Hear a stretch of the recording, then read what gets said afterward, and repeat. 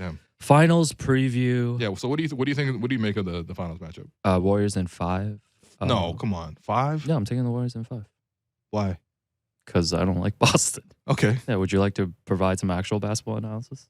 I mean, it's so hard to look at it because I actually don't remember that many like head-to-head matchups between these two teams in their current iteration. Yeah. You want to hear some stats though? Okay, So, yeah, go ahead.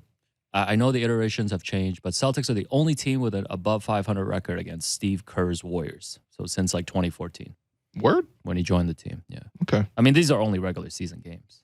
Yeah. No, but I remember even going back to like 2016, 2017, 2018. Like there were times, especially I think 2018, I was like, I think the best finals matchup would have been Celtics versus Warriors. I remember even writing that like back when they played in like November of like 2017 or something like that. But you got Marcus, who we'll see. Marcus is also super banged up.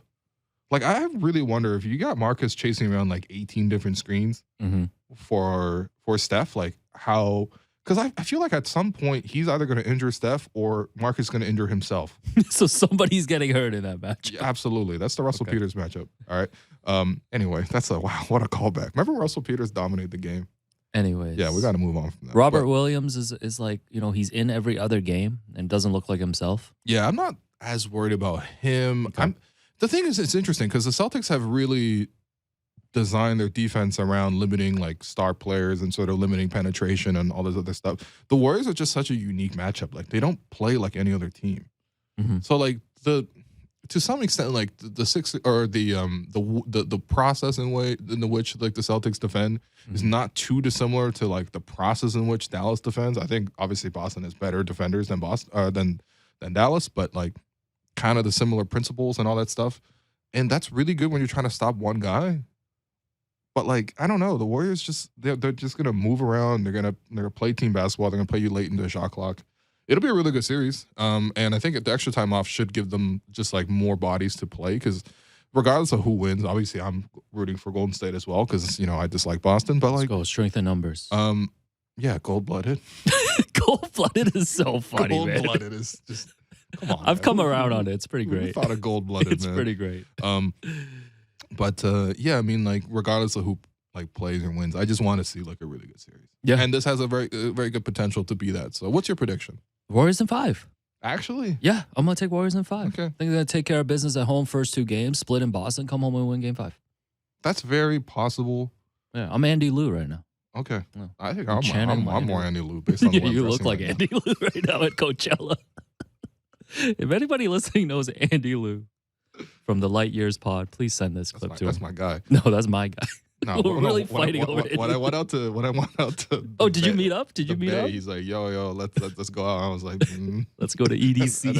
I didn't do that. I think I want to have dinner with Keyshawn. You probably would have missed one of the finals games if you went out with Andy. Likely, yeah. I think you make a good point though, in that like it takes a game or two to really get used to playing the Warriors. I feel like. Yeah, definitely. Right, and you combine that with the turnaround. And I don't know, man. Like, I actually think the Warriors, by the way, defensively, they have pretty good matchups against what the Celtics want to do. Also, the Warriors were the second best defensive team. These are the 2 best defensive teams in the regular season. Defense wins championships. And people really don't ever talk about Golden State's defense, at least compared to their offense. Sure, yeah, I feel like. Yeah, well, I mean, like, okay, look, you have Wiggins to throw on Tatum.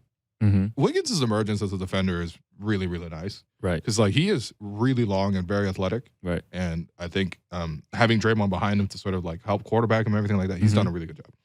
You got Klay to guard Jaylen Brown, which... I think it's a good matchup for Klay. That's a good enough matchup. Because I think with Jaylen, it's like, he'll probably want to drive, but Klay's very strong. That's probably his best attributes nowadays is that he's strong and he's big.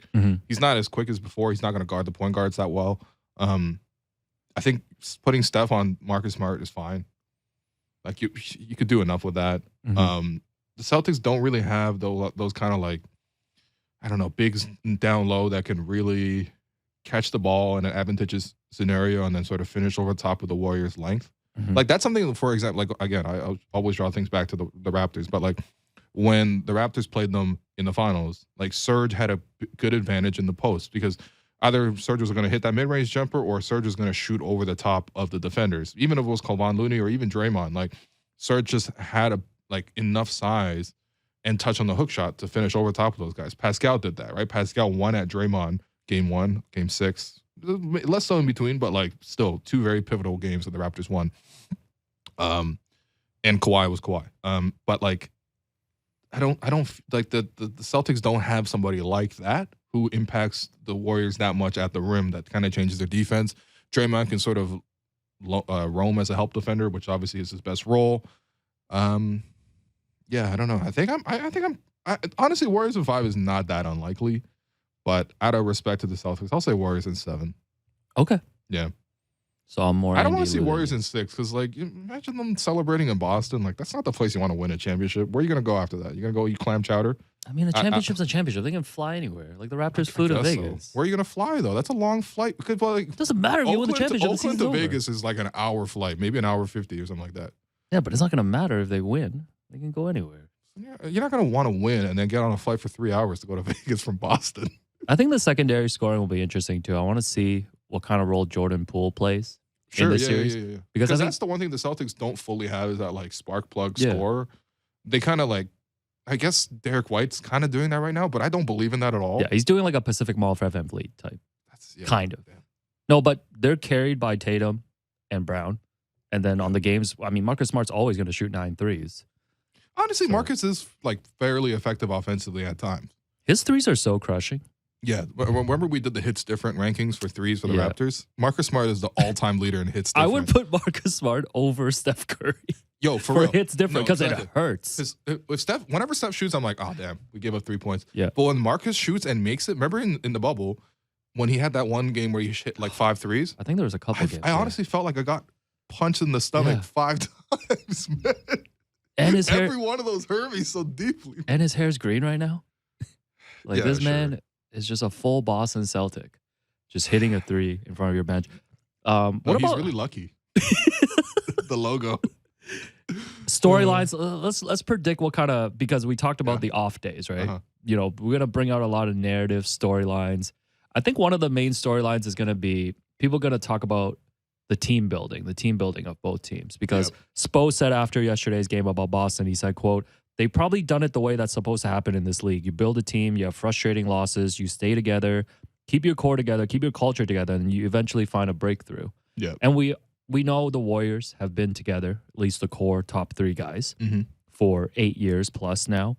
So I think there's going to be a lot of conversation about just team building. Like, it's just the process of like sticking together and like having this core instead of having free agents jump around super team. I think Steph's legacy is going to be talked about a lot. Yeah. By the way, someone was talking about Jason Tatum's legacy yesterday. I was like, what legacy? I've never thought about his legacy. His conference finals legacy. Old, I'm tired of this. Yeah. Can we just focus on like the sport itself rather than always thinking about the legacy? Like, but when you have 2 weeks, I don't understand this this version of fandom where people have to like build up characters in a narrative arc. It's like an anime. That's what I'm saying. Like, yo, they're just real humans playing the game of basketball. Just why can't you? Is there a difficulty for people to just take the appreciation of like the craft and like, wow, look how good he is at doing this and this and this. He is the best basketball player, and therefore his team won, or blah blah blah blah blah. Or like this team is really good tactically, or the coach has a lot of creativity. Like, why does it have to be like his legacy's on the line? I'm like, yo, winning is on the line. That's the only thing ever that's on the line. But that's the problem now. When you win, it's about your legacy. When you lose, it's an indictment of you as a player, right? Like, I don't think players are allowed to really have failures and then have the room to develop and grow. That's silly, though. I know. I think about Pascal. I think about Pascal a lot. Why does sports conversation move in this way? Because there's too many off days. Yeah. There's too many off days. That's what I'm saying. I'm telling you, sports radio should be a monthly, not daily.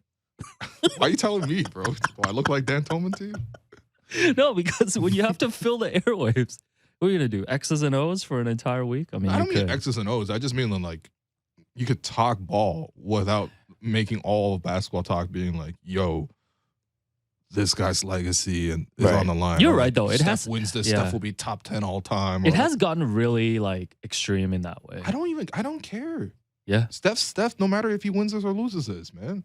Yeah, but that's not what people would say. Yeah, fair enough. All right. Well, listen.